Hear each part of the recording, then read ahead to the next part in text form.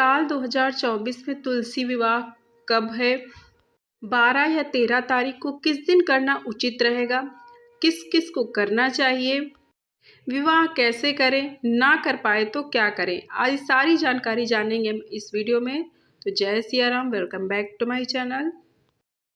तुलसी विवाह की तारीख को लेकर काफ़ी कन्फ्यूजन है कि या 12 तारीख को होगा या फिर 13 तारीख को, क्योंकि 12 तारीख को एकादशी है। तो काफ़ी लोग कहते हैं कि उसी दिन करना चाहिए, लेकिन कुछ लोगों का मानना है कि उस दिन मंगलवार है और एकादशी तिथि को तुलसी जी को स्पर्श नहीं किया जाता, ना ही जल अर्पित करता है। तो विवाह कैसे करें? तो चलिए जान लेते हैं कि किस तारीख को करना उचित रहेगा।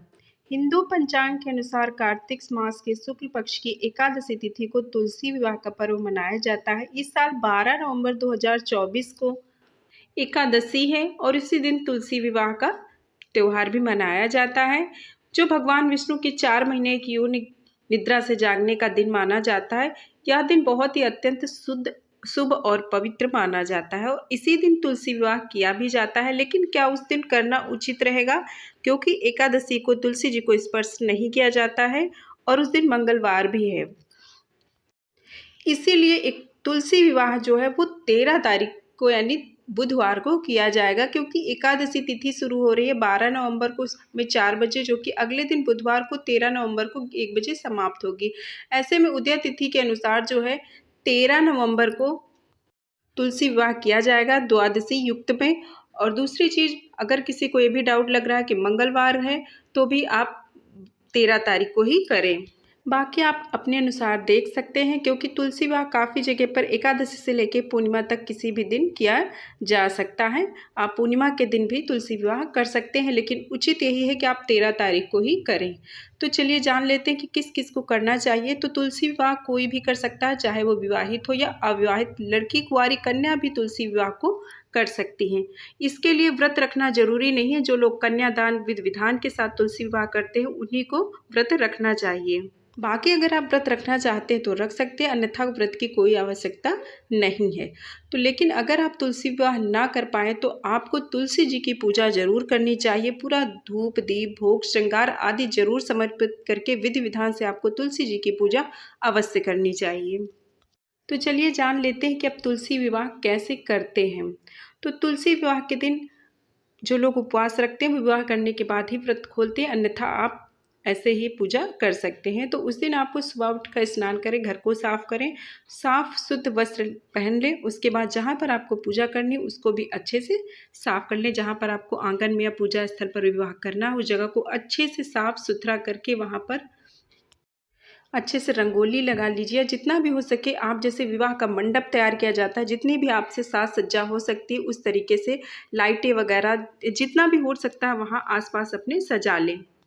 आप चाहे तो गन्ने का मंडप तैयार करके वहाँ पर तुलसी जी को रखें, या फिर आप 2 पाटा लेकर एक पर तुलसी माता को विराज कर दें और एक पर भगवान शालिग्राम को विराज कर दें।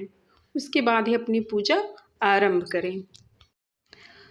मंडप लगाकर आप उसके नीचे पाटे पर तुलसी जी को और भगवान शालिग्राम को विराजमान कर सकते हैं, या फिर सत्यनारायण भगवान की फ़ोटो अगर शालिग्राम नहीं तो आप रखकर उनके साथ भी तुलसी माता का विवाह रचा सकते हैं।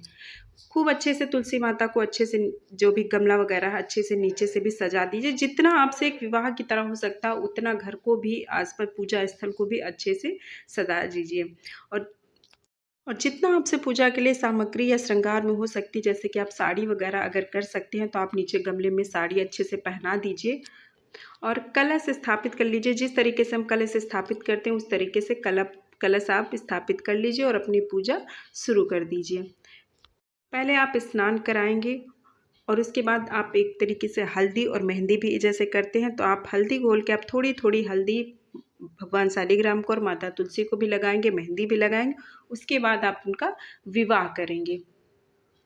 फूल धूप दीप अक्षत इत्यादि आप विधि विधान से पूजा अर्चना करने के बाद, भोग लगाने के बाद अच्छे से 16 श्रृंगार कर दीजिए। बड़ी सी चुनरी पहना दीजिए, चूड़ी बिंदी जितना भी श्रृंगार होता है तुलसी माता को खूब अच्छे से सजा दीजिए। भगवान शालिग्राम को पीला गमछा पहना दीजिए और उसके बाद गठबंधन करके, यानी कलावा जो होता है उसको लेकर आप उनका गठबंधन करके आप शालिग्राम पुष्प को हाथ में लेकर आप तुलसी के चारों ओर 7 बार परिक्रमा करके इस तरीके से फेरे लगा देंगे और फिर सिंदूर दान करेंगे। मंगलसूत्र जो भी हार माला आपके पास हो वो पहना दीजिए। इस तरीके से आपको विवाह कर देना है, क्योंकि जब पहले तुलसी माता का विवाह होता है उसी के बाद जितने भी मांगलिक काम विवाह के हैं वो सारे शुरू होते हैं।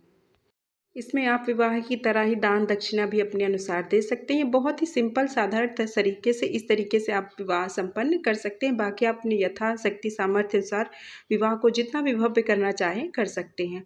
विवाह होने के बाद ही जितना भी प्रसाद भोग आपने किया है लगाकर आप भोग लगाकर आरती कर लीजिए, क्षमा याचना कर लीजिए, मनोकामनाओं के लिए भगवान को बोल दें। उसके बाद पूरा विवाह संपन्न करने के बाद आप जो भी भोग प्रसाद है सभी में वितरित कर दीजिए।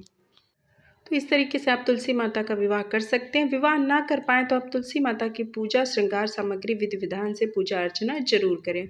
उम्मीद है जानकारी पसंद आई होगी तो लाइक सब्सक्राइब कीजिएगा। मिलते हैं नेक्स्ट वीडियो में, तब तक के लिए जय श्री राम।